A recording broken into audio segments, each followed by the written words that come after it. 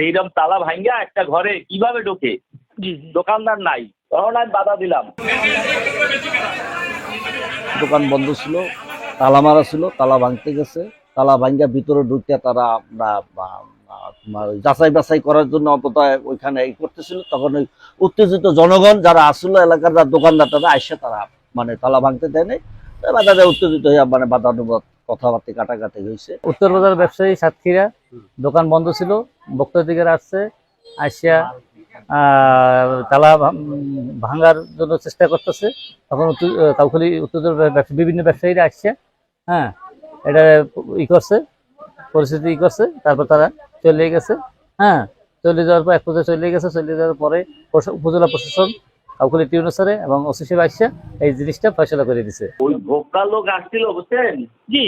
তো আসার পর একটা মিষ্টির দোকানের লোক এই লোকটারে ২-৩ বার এরা টানা সপ্তমবারের মতো বেস্ট টিস্যু পেপার ব্র্যান্ড হিসেবে স্বীকৃতি পেয়েছে বসুন্ধরা টিস্যু। একবার এসিল্যান্ড করছে তার জরিমানা কয়েকদিন আগে। জি। আবার এই ভোক্তার লোকরাই আর কয়েকদিন আগে করে গেছে ১০-১২ হাজার টাকা ২ বারে করছে।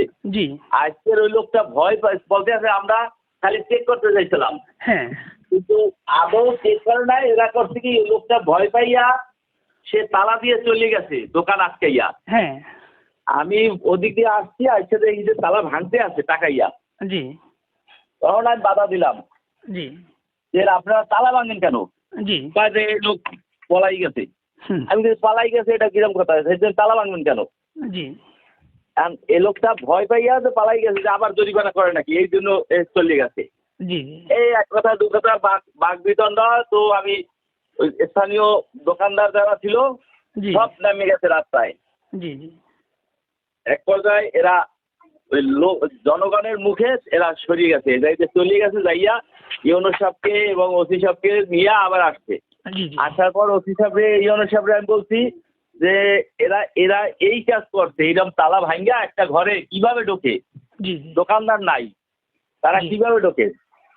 এক পর্যায়ে ইউনো সাহেব জিনিসটা বুঝতে পাইয়া নিজেও চুপ করে গেছে।